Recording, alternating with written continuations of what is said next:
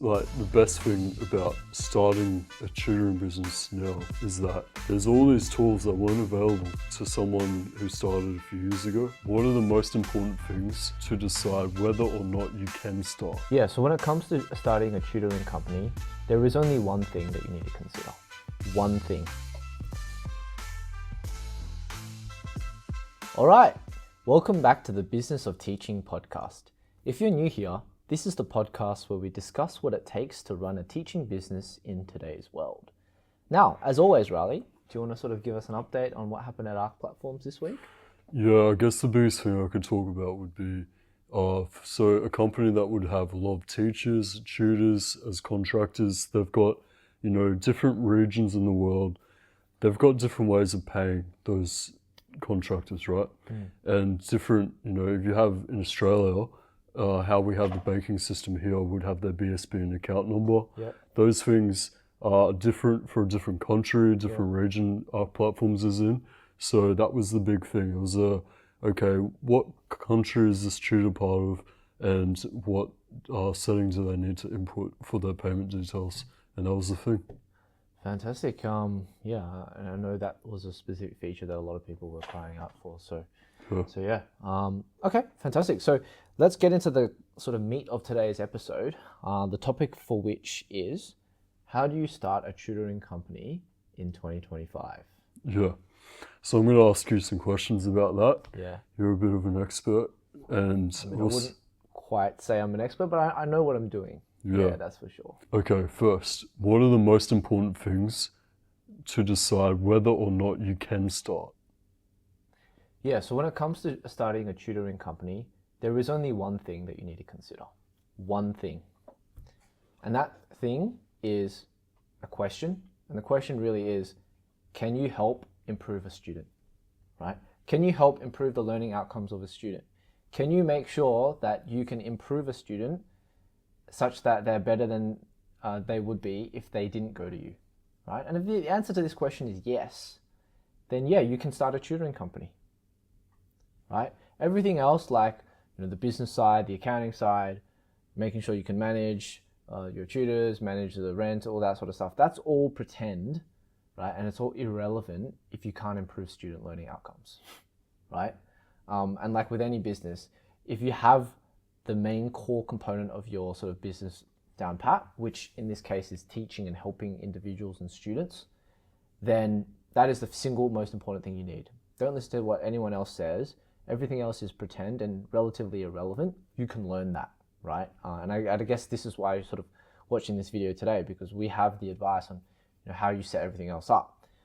But if you're not at that level where you don't have specific outcomes where you're helping students, well then you might need to go back to the drawing board and work on that first. But if you do, then go ahead. You can start a tutoring business because you've got the most important thing already done. Right, so that's good. And then once they decide, yes, I can do it, what are the steps of how they set up their tutoring company? Yeah, so look, there's a bunch of steps first when it comes to just setting up that tutoring company. So the first one being is you need to understand your niche, right? So what I mean by that is you need to know what you're going to teach, right? Are you, in Australia, if you're looking to be a teacher, you need to do a specific test. It's called the Landlight test, right? Are you looking to teach the Landlight test? Are you looking to teach people, NAPLAN in Australia? Are you looking to teach people how to get into a selective entry school? There's all these different avenues that you can approach teaching, but you need to confirm your avenue first. And you need to have a very good understanding in terms of what that is, right? If you're teaching maths, you need to obviously have a good understanding of maths. I mean, this is pretty sort of common sense stuff. But once you've confirmed what you're going to teach, you need to confirm the year levels, right? Who's your target audience? Are you targeting, the independent students who are in year 11 and 12 who want to improve themselves? Are you targeting the parents who see that their son or daughter got a bad score and want to help them, right? That's a consideration. And you also need to consider how you want to teach them, through what format, through what medium. So, if you want to do an in-person sort of session where you meet up with them, or if you want to run some sort of online ecosystem to teach them, or run some sort of hybrid model, these need to be considered. And finally, you also need to consider if you want to run it like as a group or as a one-to-one sort of situation as well, because these are all an important variables to consider when you're running a subject and when you're sort of organizing the curriculum, right?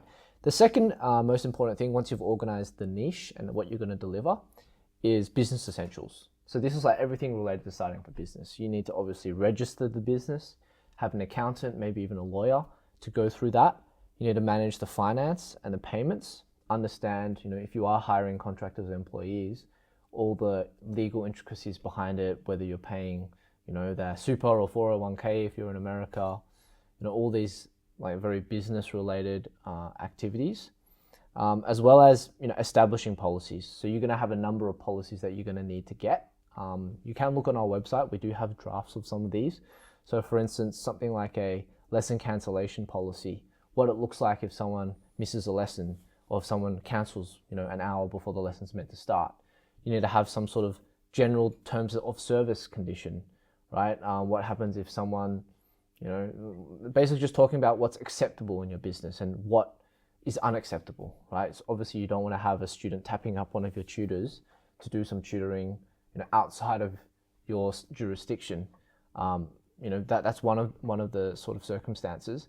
And you also want to have a tutor terms of service or a tutor sort of general guide that they need to follow in terms of, what is appropriate and what is inappropriate, right? Especially when it comes to talking to students, right, who most of the time are under 18, right? So there's this child safety element.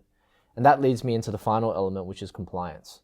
So there's a lot of compliance related activities that you need to consider. So I know in Australia, in Victoria specifically, we have something called a working with children's check that everyone who works with under 18s has to get. In your jurisdiction, let's say it's in the UK, you'll need to get they call it a DBS check, which is the UK equivalent of that. But wherever you are, you need to get the equivalent of the tutor compliance documents. And sometimes in certain jurisdictions as well, you might also need a police check, for instance. Or if you want to be extra strict, especially if you're hiring tutors, that is something that you need to consider and have all of that under one specific place. It's also important to note that there are considerations as well if you're an employee or a contractor. Sometimes you might need to pay someone a bit extra or pay them through specific different means. And this all needs to be figured out before you sort of run that business. So the third thing is pricing and packages. So what this relates to is, what are you charging in terms of the lessons and how are you charging it, right? So you obviously want to have some sort of rough, maybe like figure in terms of a per hour fee, whether that be $30 an hour, £30 an hour, $100 an hour, whatever it is. You do need to have that element to it. And you also need to sort of know, are you a high-end service or are you a low-end service? I do know a lot of companies out there that they're quite high-end, so they try to restrict supply. They try to have students and parents knocking on their door, begging to sort of join their organization, because when they have it like that, they can charge a lot more. And then you also have companies that are all about sort of smashing the market, right? Getting as many students as possible, offering them a fair price, helping as many students as possible, and sort of decreasing that level of eliteness that you might find with other organizations. So I guess it just depends on what you want to run and how you want to run it. I would recommend if you are starting off, it's probably better to run a sort of service that is more applicable to everyone. And then as you go, you can then restrict it and be a bit more elite. But I also do think that at the end of the day, you're here to help student and help student outcomes. And, I'd much rather help 1,000 people than help 100 people, right? That's my personal view on it. Yeah. And then finally, within that sub-element, you need to consider how you're going to charge them. Are your students going to pay up front? Are they going to pay as they go? And these are all specific considerations. I do think paying up front is the best, ideally, if you can do it, because then at the start of the term exactly how much you're going to make. So then you can budget the rent and you can budget all the other expenses as well and not have to worry about cancellations and these sorts of things. And that would, reduce, I guess, churn when you got that full term locked in for that student, then they, may not drop off week to week like if you had a student week to Yeah. week. Right? Look, it is a bit more annoying to sort of manage because you have people coming and going and et cetera. And if someone wants to leave, they're going to bang down the door to try to leave and that sort of stuff. But, you know, at the end of the day, you want to have something a bit more consistent. You want to know roughly like your finances before you start the term. Is it common that if you pay up front, you would give a discount? Is that like an expected? Yeah. Yeah. You would give some sort of a discount. But I mean, a lot of the times I know a lot of companies, they if they have like an offer where you can pay week to week, but they make it very expensive, right? So they might make it, let's say 30% more expensive. So instead of paying $80, you're paying, you know, close to 100, right? In which case it's a no-brainer to pay for the term. Yeah. So, you know, it's just one of the strategies people use. And lastly, just before you start, it is a very good idea to have some sort of online presence. So we do recommend at the very least to have social media, whether that be like an Instagram or a Facebook, depending on who you're targeting. Right? If you're targeting someone who's a bit older, Facebook. If you're targeting people who are on the younger side, Instagram's good. But it also depends on the apps that are specifically in your, like where you are, right? I know in Australia, Facebook's pretty big, but if you're targeting people of Chinese descent, you want to target the WeChats, you want to target I think they call it Red Note these days. Yeah. And I know for a fact, you know, certain European countries, WhatsApp's pretty big as well. So it just depends on who your market is. You got to target them.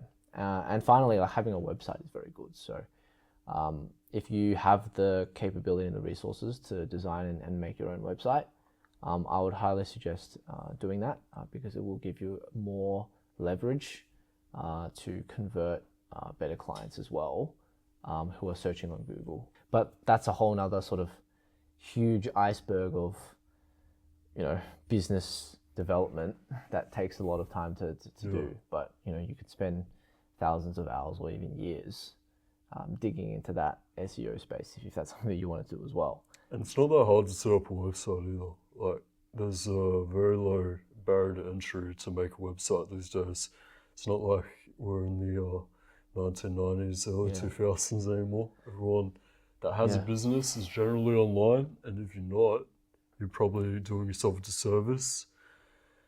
That people need to go to a website. They expect your business to be online, and if you're not online, you know, if you just want to run a little boutique word of mouth, community focused, you know, everyone already knows who you are in the community, you can probably get away with no website. But if you want to grow beyond that, you're probably going to need to have someplace, someone who hasn't been, you know, ever informed of who you are.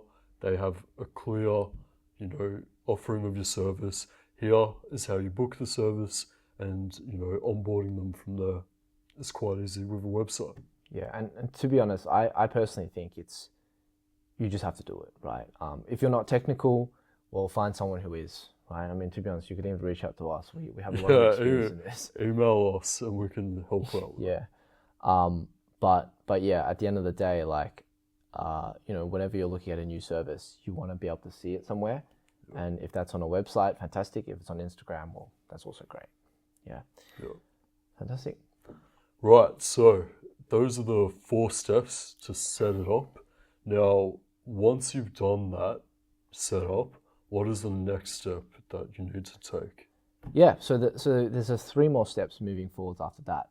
The first one is marketing. And look, we were talking about websites before. This is sort of in the similar vein.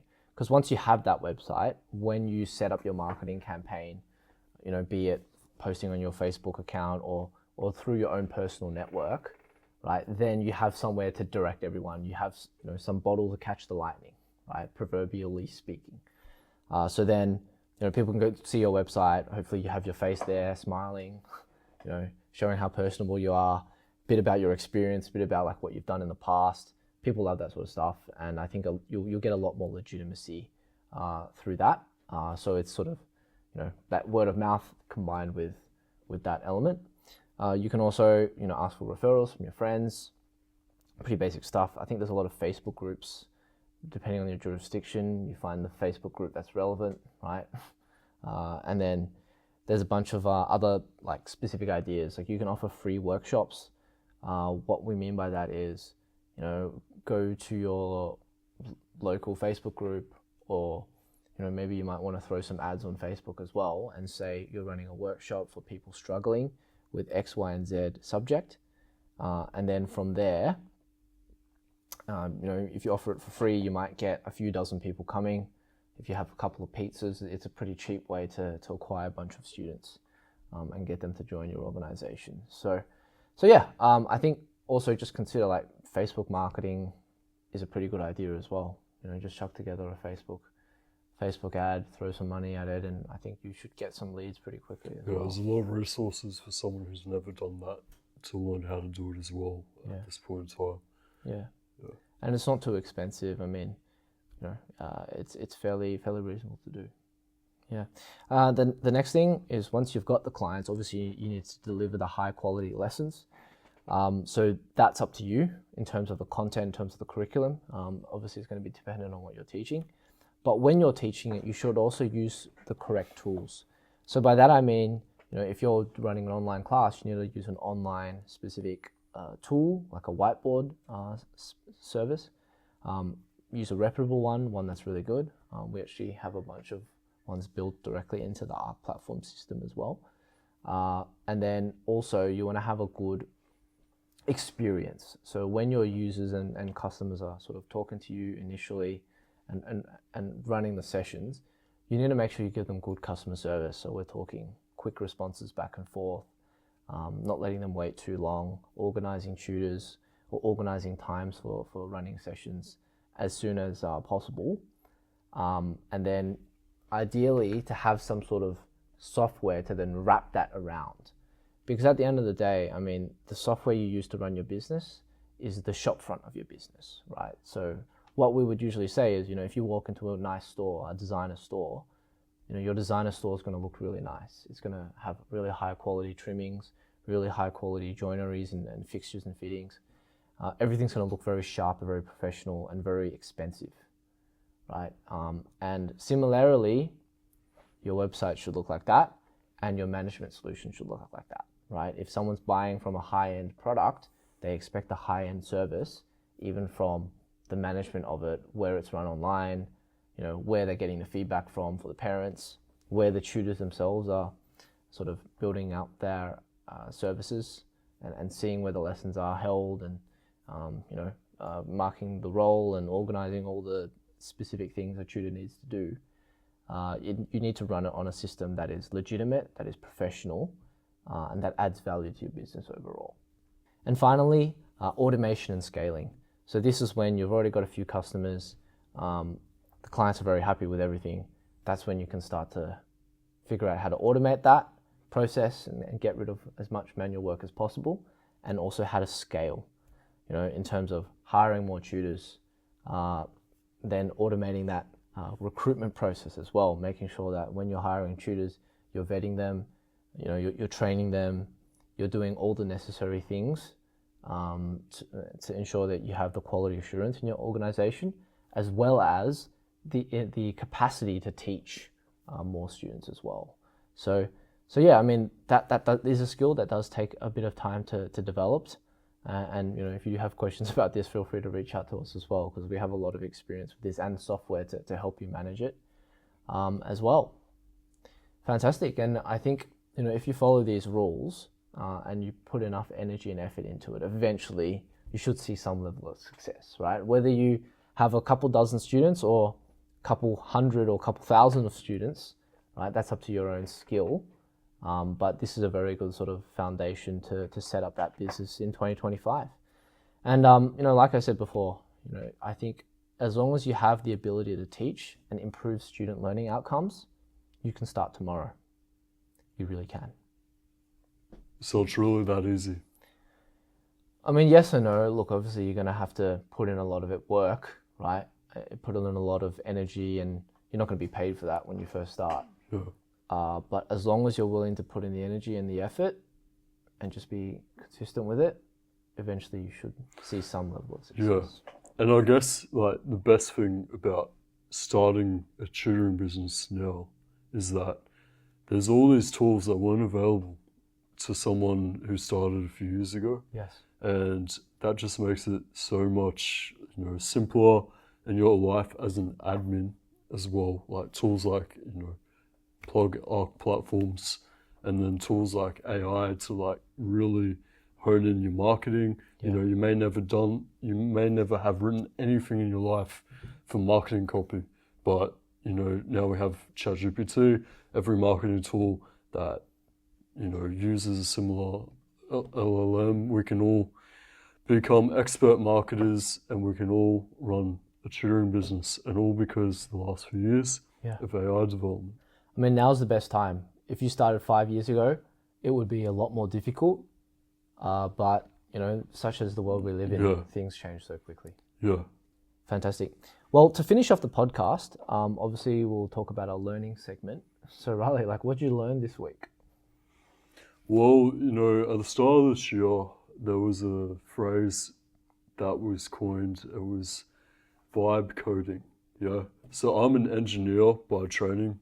Software development is something that I've done for many years now. And there is this thing called vibe coding, where someone who knows how to already develop software and someone who doesn't know anything about how to develop software both have access to this thing called vibe coding, where you basically tell, ChatGPT, any other, sort of interface AI, how I want an app that can do this, plain English. And the vibe is that you don't need to worry about what code the system generates, but it should generate something that's workable. It should be able to make that app.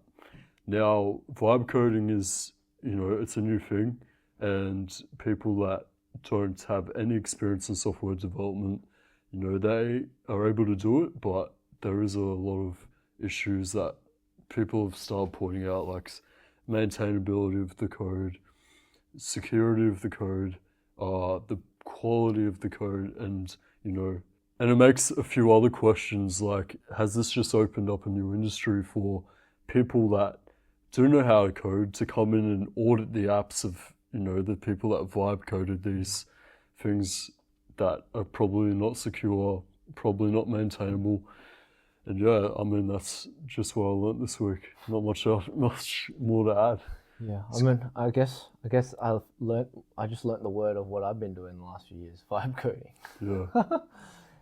But yeah, I mean, it sounds like it's a very useful tool for something like prototyping, just to whip out something really quickly, see what the market thinks of it, and if it's good, build it properly, build it professionally, and if it's bad, well, then move on. Exactly. I think it's a very good idea. Yeah. That's great. Well, thanks everyone for watching this podcast again. And as always, we'll see you next week.